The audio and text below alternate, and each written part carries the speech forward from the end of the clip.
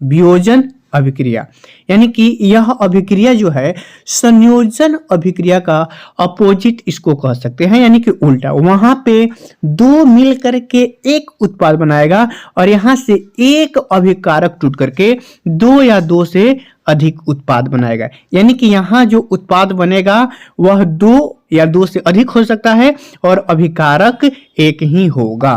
जैसे इसका डिफिनेशन लिखा है, जिस अभिक्रिया में एक अभिकारक टूटकर दो या दो से अधिक उत्पाद में बदल जाए। अब कई आदमी को अभिकारक और उत्पाद समझ में नहीं आ रहा है तो आपकी केमिस्ट्री बहुत ही वीक है।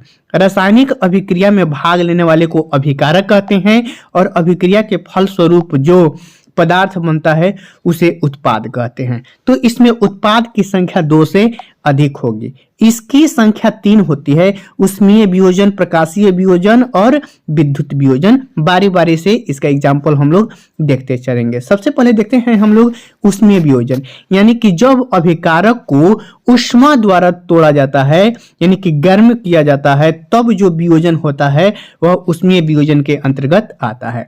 जैसे यहाँ पे है कैल्शियम कार्बोनेट, इसका नाम संगमरमर भी है और कैल्शियम कार्बोनेट तो इसका IUPAC नाम है ही, इसको खड़िया के नाम से भी या चूना पत्थर के नाम से भी इसको जानते हैं। जब इसको गर्म किया हमने तो कैल्शियम ऑक्साइड तथा कार्बन डाइऑक्साइड उत्पाद की संख्या कितनी है?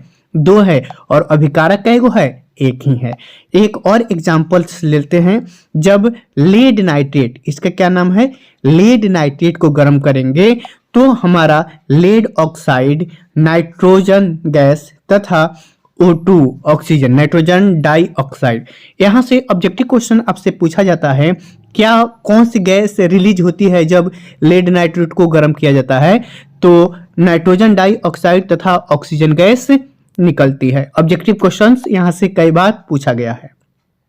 उसके बाद देखते हैं हम लोग वैद्युत वियोजन, यानी कि विद्युत धारा द्वारा जो वियोजन होता है वो वैद्युत वियोजन के अंतर्गत कहलाता है। जैसे जब हम जल में हम लोग विद्युत धारा प्रवाहित करेंगे तो हाइड्रोजन तथा ऑक्सीजन में टूटेगा। उसी प्रकार ये जो गलित सोडियम क्लोराइड जो है, लवण है, नमक का सूत्र है, जब इसमें विद्युत धारा प्रवाहित करेंगे तो नाइट्रोजन तथा क्लोरीन में टूटेगा। तो ये है वैद्युत वियोजन। इसी को एक और एक उदाहरण है प्रकाशीय वियोजन।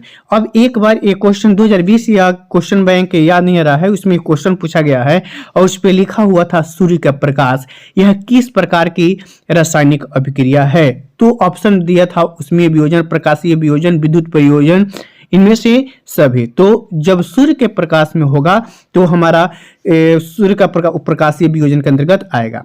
जब silver chloride AgCl, silver chloride को जब सूर्य के प्रकाश में रखते हैं तो सिल्वर तथा क्लोरीन में टूट जाता है। उसी प्रकार जो सिल्वर ब्रोमाइड है तो सिल्वर और ब्रोमीन में टूट जाता है। तो ये रहे आपका वियोजन अभिक्रिया। वियोजन अभिक्रिया को अपघटन अभिक्रिया के नाम से भी जानते हैं।